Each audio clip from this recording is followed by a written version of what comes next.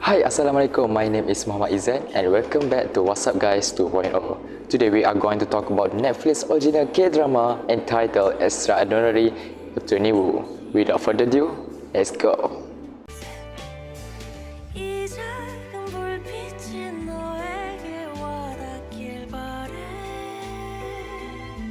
Extraordinary Attorney Woo is an extraordinary K-drama with an ordinary ending and clear moving parts, boasting exemplary acting, some solid cases, and lovable group of characters. This K-drama exploded in popularity over the weeks that it aired. Brought to life by the fantastic performance by Park Yoon-bin, the show centers on 27-year-old Woo Young-woo, who graduated top of her class at both college and law college. Her impressive memory and thought process are only held back by one thing: she diagnosed with autism spectrum disorder. Struggling in social interaction, Young-woo tries to navigate the highs and lows of law through her work at Hamada Law Firm. Spread across 16 episodes, the series essentially juggles episodic cases with a longer-running plot line with several different subplots sprouting across the runtime from that. The main focus here is largely on the different cases, and there's a good deal of accurate law drama put into this. The main subplot that blossoms from this is a weird day, one day romance with office heartthrob Jun-ho. Around that is a long-running saga involving Young-woo's parentage.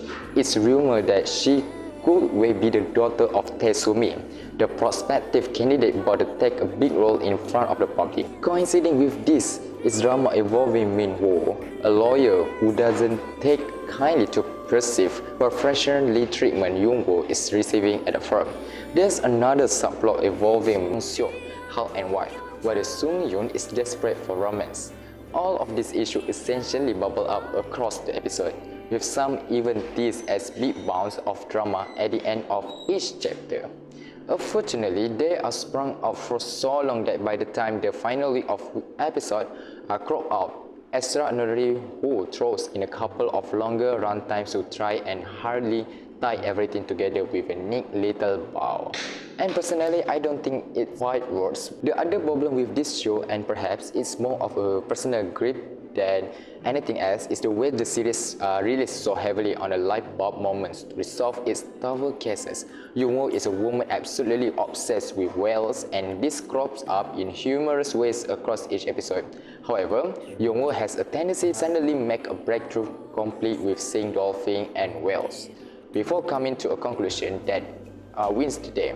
While I do appreciate the show is directly about her, it sometimes feels like a cheap, get out of jail free, cut to use. Thankfully, the series gets around that by including some moral, ambiguous cases, some adjective endings. Sometimes Young-woo finds herself on the wrong side of the moral compass, defending some rather shady characters, other times the actual resolution, like young men kidnapping a bus full of kids to let them have a good time away from the stresses of draconian school.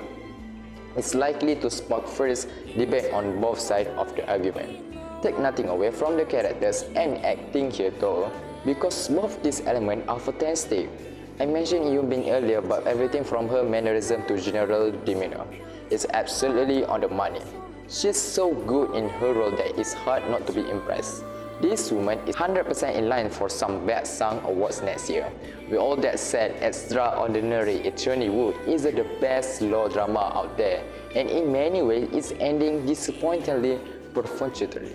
However, the show does manage to elevate its material with a great ensemble of likable characters and a solid premise. This is certainly a thought-provoking drama all the same, and easily one of the better K-drama released this year.